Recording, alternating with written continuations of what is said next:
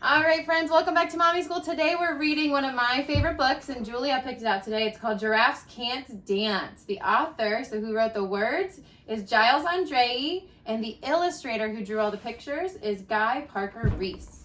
So let's see about Gerald the giraffe.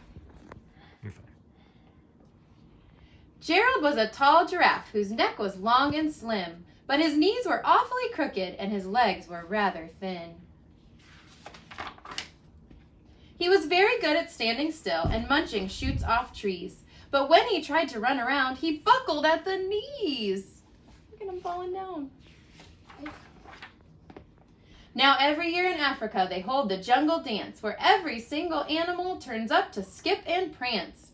And this year, and this year when the day arrived, poor Gerald felt so sad. And the lion. Because when it came, guys, catch a bubble. He felt so sad because when it came to dancing, he was really very bad. So he's sad because he doesn't think he can dance like the other animals. The warthogs started waltzing and the rhinos rock and rolled. The lions danced a tango that was elegant and bold. The chimps all did a cha-cha with a very Latin feel, and 8 baboons then teamed up for a splendid Scottish reel.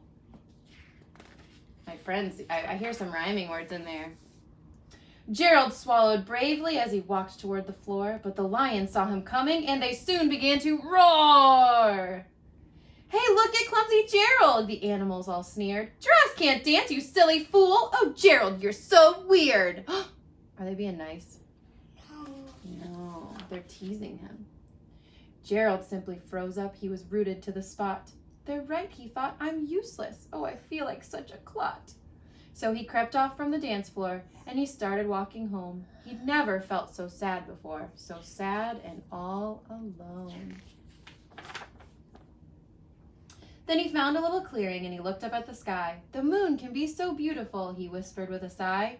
Excuse me, coughed a cricket who'd seen Gerald earlier on, but sometimes when you're different, you just need a different song. Do you guys see the cricket? Yeah. Where is he? Right. Oh, there. close. There he is. See him up there on the leaf? Listen to the swaying grass and listen to the trees. To me, the sweetest music is those branches in the breeze. So imagine that the lovely moon is playing just for you. Everything makes music if you really want it to. There he is. He's closed his eyes. He's listening to the music. With that, the cricket smiled and picked up his violin. Then Gerald felt his body do the most amazing thing. His hooves had started shuffling, making circles on the ground. His neck was gently swaying, and his tail was swishing round. What's he doing? He's starting to do what? He's moving his body around. What's he doing? Yes. Is he dancing? He threw his arms out sideways and he swung them everywhere. Then he did a backward somersault and leapt up in the air. I don't want to do that. Gerald felt so wonderful. His mouth was open wide. I am dancing. Yes, I'm dancing. I am dancing, Gerald cried. The lion, yeah. Lion. Why there's a lion? I think they're watching him. There's an elephant watching him.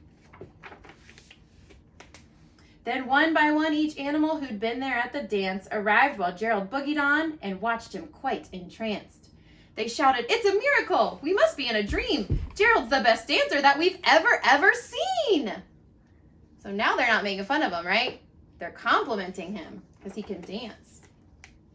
How did you learn to dance like that? Please, Gerald, tell us how. But Gerald simply twirled around and finished with a bow. Then he raised his head and looked up at the moon and stars above. We all can dance, he said, when we find music that we love.